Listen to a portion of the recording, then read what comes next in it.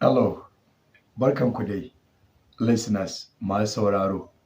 Our topic for today is darasinmu na yau shine how to say tari, atishawa, hamma, gyatsa da dai sauransu in English.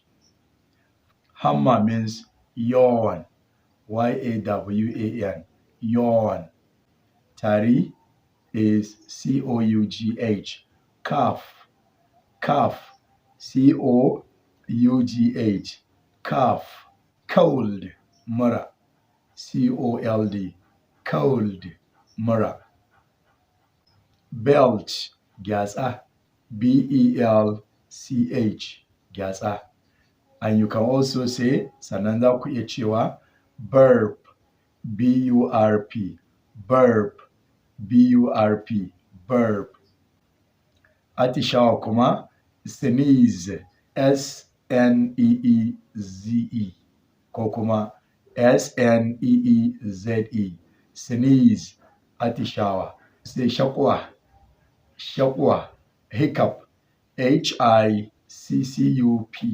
hiccup, H-I-C-C-U-P, hiccup. That is shakuwa. Now listeners, yanzu masu sauraro, let's get example sentences. Bari mu samu misalai a jimlace with these words we have learned today. Tare da waɗannan kalmomin da muka koya a yau. I have hiccup.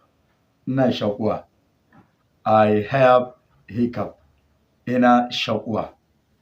I think I have a cold. Ina zaton ina mura. I think I have a cold. Ina zaton ina mura. I sneeze a lot.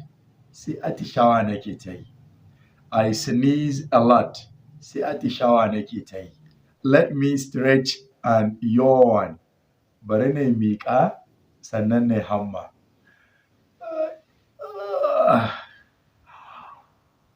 Yes. Well, this is part of the studies, okay? Good. Stretch, miƙa. Stretch, miƙa. S-T-R-T-C-H, miƙa. That is stretch. Don't belch loudly. Don't belch loudly. Kada ki gyatsa da ƙarfi. Let me cough and clear my throat.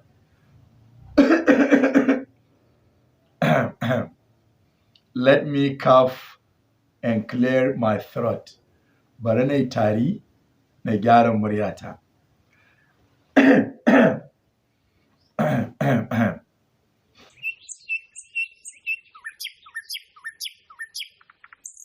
Well, listeners, that's all for now.